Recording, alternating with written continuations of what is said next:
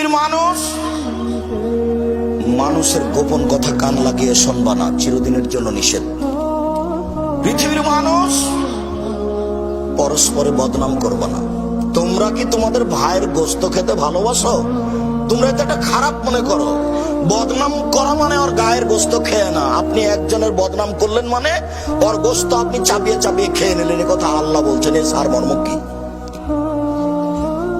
তার মান সম্মানের হানি করলেন। একজনের মান সম্মানের হানি করে জান্নাত পাওয়া যায় না।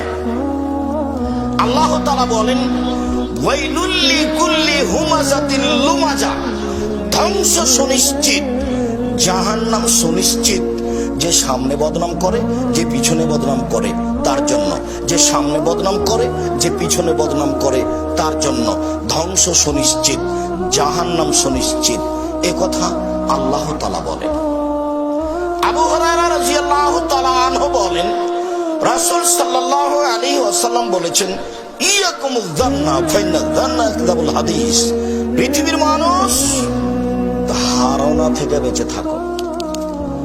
ধারণাই সবচেয়ে বড় পাপ। নেন এবার, ধারণাই সবচেয়ে বড় মিথ্যা। আল্লাহ নবী বলেছেন, আকবারুল কাবায়ের, সবচেয়ে বড় পাপ তিনটে।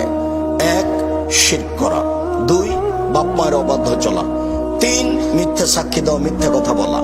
আর এইখানে আল্লাহ নবী বলছেন ধারণাই সবচেয়ে বড় মিথ্যা। তাহলে তো ধারণা সবচেয়ে বড় পাপ হয়ে গেল। ধারণাই করতে পারবে না একজন মুসলিম আর একজনের ব্যাপারে।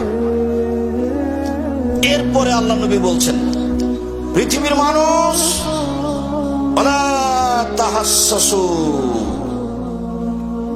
মানুষের গোপন কথা কান লাগিয়ে শুনিও না। ওয়ালা তাজাসসু, মানুষের দোষ ত্রুটি উদ্ঘাটন করিও না। ওয়ালা তানাজাসু, দালালি করিও না। ওয়ালা তাহাসাদু, পরস্পরে হিংসা করো না। ওয়ালা তাবাগাজু, পরস্পরে একজনের শত্রুতা করো না। ওয়ালা তাদাবারু, পরস্পর বিরোধিতা করো না। সম্মানিত দ্বীনি ভাই বোন, বিষয়টি অতীব জটিল।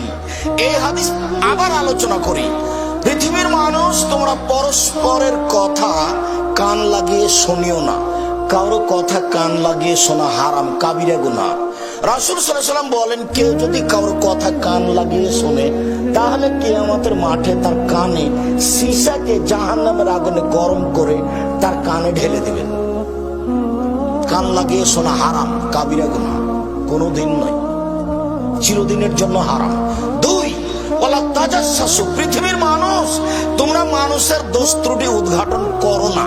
যারা মিডিয়া চালায়, আমি বলি না এই ছেলেগুলো, আমি বলি যারা মিডিয়া চালায় প্রায় 3 নম্বর শ্রেণীর মানুষ। কেননা তুমি যে একটা মানুষের কথা মিডিয়ায় দিয়ে দিলে, তো তুমি কি জানো তাকে কি জিজ্ঞাসা করে ছেলে ঠিক না বেঠিক এটা বলবো কি না? তুমি কাকে জিজ্ঞাসা করলে? কার জিজ্ঞাসা তুমি এভাবে কথাটা চট করে বলে দিলে? পৃথিবীর মানুষ, তোমরা তোমাদের দোষ, কারো দোষ উদ্ঘাটন করো না। আজই পৃথিবী, বাংলাদেশে 40 বছর আগে যা কিছু হয়েছে সেটা এখন মানুষ পেপার পত্রিকায় লিখছে। 40 বছর আগের কথা। পৃথিবীর মানুষ, তোমরা মানুষের দোষ ত্রুটি উদ্ঘাটন করো না।